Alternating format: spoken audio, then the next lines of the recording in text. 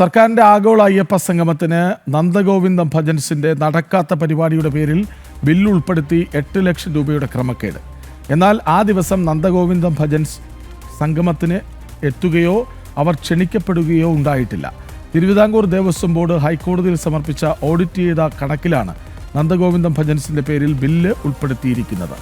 വിവരങ്ങളുമായി ഗോകുൽ ഒപ്പം ചേരുകയാണ്. ഗോകുൽ, നന്ദഗോവിന്ദം ഭജൻസ് ഇതൊന്നും അറിഞ്ഞിട്ടില്ല, അവരെ ആരും ക്ഷണിച്ചിട്ടില്ല, പക്ഷേ ഇവിടെ വന്ന് ആലപിച്ചു ഭജൻസ്. അങ്ങനെ 8 ലക്ഷം രൂപയാണ് ചിലവാക്കിയിരിക്കുന്നത്. ഒരുപക്ഷെ അവർക്ക് എതിരായ ഒരു റിപ്പോർട്ട് കൂടിയാണ്. അതായത് നന്ദഗോവിന്ദം ഭജൻസിനെ കൂടി അപമാനിക്കുന്ന തരത്തിലുള്ള റിപ്പോർട്ടായിപ്പോയി ഇത്. എന്താണ് 8 ലക്ഷം രൂപയുടെ കണക്കിന് പിന്നിൽ? കൃഷ്ണരാജ്, 2025 സെപ്റ്റംബർ 20 പമ്പായിൽ ആഗോള അയ്യപ്പ സംഗമം നടന്നത്.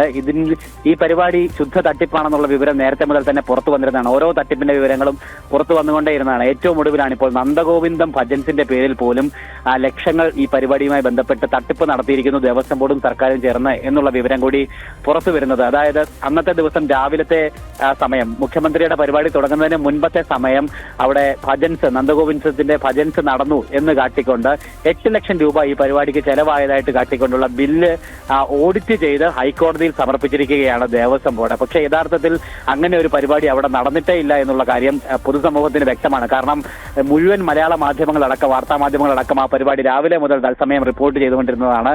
ആ പകൽ സമയത്ത് നടന്നിട്ടുള്ള ആ ഒരു വലിയ പരിപാടി അത് ഇത്ര വലിയ തട്ടിപ്പാക്കി മാറ്റി അതിന് മേലെ 8 ലക്ഷം രൂപ തട്ടിയെടുക്കാൻ വേണ്ടിയിട്ടുള്ള ശ്രമങ്ങൾ സർക്കാരിന്റെ ഭാഗത്തു നിന്ന് നടന്നു എന്ന് പറയുന്നത് ഞെട്ടിക്കുന്ന വിവരങ്ങൾ തന്നെയാണ്. കാരണം നന്ദഗോവിന്ദം അങ്ങനെ ഒരു ഭജന നടത്തിയിട്ടില്ല എന്ന് അവർ നന്ദഗോവിന്ദത്തിന്റെ പ്രതിനിധികൾ തന്നെ നമ്മളോട് അറിയിച്ചു കഴിഞ്ഞിട്ടുണ്ട്. അവർ ഇതിനു മുമ്പോ ഇതിനു ശേഷമോ ഈ ദിവസമോ പമ്പയിലോ ശബരിമലയിലോ പരിപാടികൾ അവതരിപ്പിച്ചിട്ടില്ല എന്നുള്ള കാര്യം അവർ വ്യക്തമാക്കിയിട്ടുണ്ട്. അത് ഇവർ വ്യക്തമാക്കേണ്ട കാര്യമില്ല, ആ കാര്യം പൊതുസമൂഹത്തിന് മുന്നിൽ വ്യക്തമായിട്ടുള്ളതാണ്. അതേസമയം തന്നെ ഈ സമയം, അതായത് ഈ നന്ദഗോവിന്ദത്തിന്റെ പരിപാടി നടന്നു എന്ന് പറയുന്ന സമയം ഇഷാൻ ദേവ് എന്ന് പറയുന്ന കലാകാരന്റെ സംഗീത പരിപാടിയാണ് അവിടെ നടന്നിരുന്നത്. പക്ഷേ ഇഷാൻ ദേവിന്റെ പരിപാടിക്ക് എത്ര രൂപ ചെലവായത് എന്നുള്ള കാര്യം ഓഡിറ്റ് റിപ്പോർട്ടിൽ ചൂണ്ടിക്കാട്ടിയിട്ടേ ഇല്ല. അതിന് പകരമാണ് നന്ദഗോവിന്ദത്തിന് 8 ലക്ഷം രൂപ ചെലവായെന്ന് പറയുന്നത്.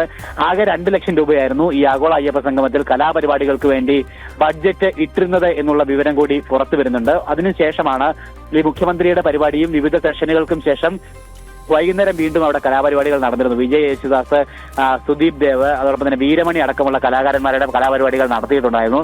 ഈ പരിപാടികൾക്കും എത്ര രൂപ ചെലവായി എന്നത് സംബന്ധിച്ചിട്ടുള്ള യാതൊരു എത്ര കൊടുത്തു എന്നുള്ളതും എത്രയാണ് കണക്കിൽപ്പെടുത്തിയെന്നുള്ളതുമാണ് ഇനി നമ്മൾ പരിശോധിക്കേണ്ടത്, അല്ലേ?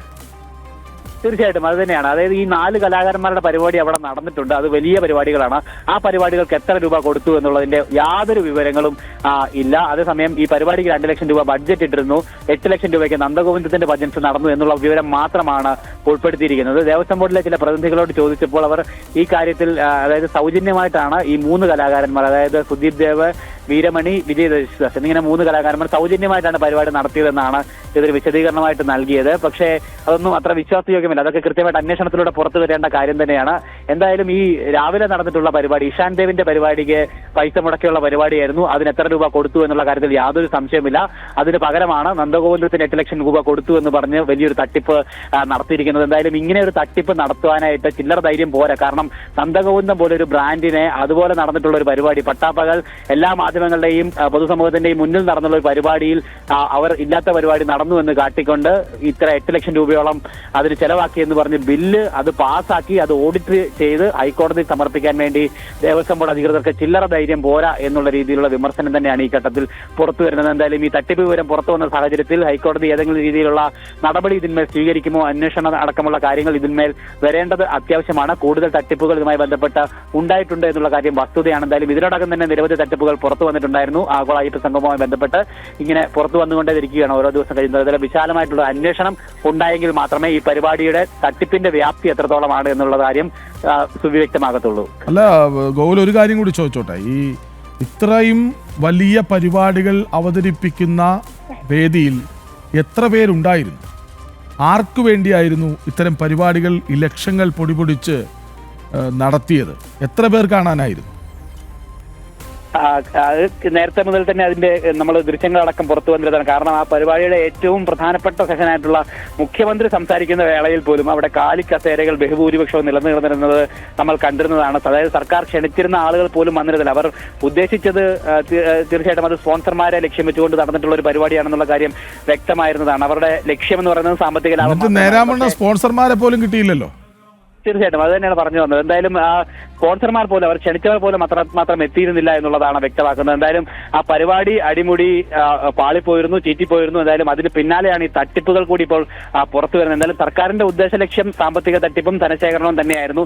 അത് ഒരു വിധത്തിലൊക്കെ നടന്നിട്ടുണ്ട്. പക്ഷേ അതിന്റെ വിവരങ്ങൾ ഇപ്പോൾ പൊതുസമൂഹത്തിന് മുന്നിൽ ഇങ്ങനെ ഓരോന്നോരോന്നായിട്ട് പുറത്തു വന്നുകൊണ്ടിരിക്കുകയാണ്. എന്തായാലും സർക്കാരും ദേവസ്വം ബോർഡും ഈ വിഷയത്തിൽ വലിയ വെട്ടിലായിരിക്കുക തന്നെയാണ്. അതിന്മേൽ നടത്തിയിട്ടുള്ള വലിയ ധൂർത്ത് അതിന്റെ നമുക്കറിയാം 7 കോടിയോളം രൂപ ചെലവഴിച്ചു എന്നുള്ളതൊക്കെയാണ് ആദ്യഘട്ടത്തിൽ പുറത്തു വന്നിരുന്ന വിവരം. പക്ഷേ അതിനപ്പുറത്തേക്കുള്ള വലിയ സാമ്പത്തിക തട്ടിപ്പ് ആ പരിപാടിയുമായി ബന്ധപ്പെട്ട് അത് നടത്തിയിട്ടുള്ള ദേവസ്വം ബോർഡും സർക്കാരും നടത്തിയിരിക്കുന്നു എന്നുള്ളതിന്റെ വിവരങ്ങളാണ് ഇപ്പോൾ പുറത്തു വന്നുകൊണ്ടിരിക്കുന്നത്. എന്തായാലും വിശാലമായിട്ടുള്ള ഒരു വിദഗ്ധമായിട്ടുള്ള ഒരു അന്വേഷണം ഇതിന്മേൽ ഉണ്ടാവേണ്ടത് ഈ ഘട്ടത്തിൽ അത്യാവശ്യമാണ്. കാരണം ഈ പണമൊക്കെ സാധാരണക്കാരുടെ പണമാണ്, ഒപ്പം വിശ്വാസികളുടേതായിട്ടുള്ള പണമാണ്. ദേവസ്വം ബോർഡ് നടത്തിയ പരിപാടിയാണ്. ശബരിമലയിൽ വിശ്വാസികൾ അർപ്പിക്കുന്ന പണം ഉപയോഗിച്ചുകൊണ്ടാണ് ഈ കോടിക്കണക്കിന് ദൂർത്ത് നടത്തിയിരിക്കുന്നത്. അതിന്മേൽ ലക്ഷങ്ങൾ തട്ടിപ്പ് നടത്തി സ്വന്തം കീശയിലാക്കാനായിട്ട് ദേവസ്വം ബോർഡും സർക്കാരും ശ്രമിക്കുകയും ചെയ്തിരിക്കുന്നത്. എന്തായാലും അന്വേഷണം അത്യാവശ്യമാണെന്നുള്ള കാര്യത്തിൽ യാതൊരു സംശയമില്ല. ഹൈക്കോടതിയുടെ ഭാഗത്തു നിന്നും ആ രീതിയിലൊരു നിലപാട് ഈ വിഷയത്തിൽ ഉണ്ടാകുമെന്ന് തന്നെയാണ് നമ്മൾ ഈ ഘട്ടത്തിൽ പ്രതീക്ഷിക്കുന്നത്. കൃഷ്ണരാജ്, ശരി. അയ്യപ്പ സംഗമത്തിന്റെ പേരിൽ 8 ലക്ഷം രൂപയുടെ ബില്ലാണ് നന്ദഗോവിന്ദം ഭജൻസ് പരിപാടി നടത്തി എന്ന് പറഞ്ഞ് എഴുതിയെടുത്തിരിക്കുന്നത്. അത് ഓഡിറ്റ് റിപ്പോർട്ടിലുണ്ട്. പക്ഷേ നന്ദഗോവിന്ദം ഭജൻസ് ഇത് അറിഞ്ഞിട്ടില്ല, അങ്ങനെ ഒരു പരിപാടി അവതരിപ്പിച്ചിട്ടുമില്ല, അവരെ ആരും വിളിച്ചിട്ടുമില്ല. ശരി, വിവരങ്ങൾ നൽകുകയായിരുന്നു ഗോകുൽ രമേശ്.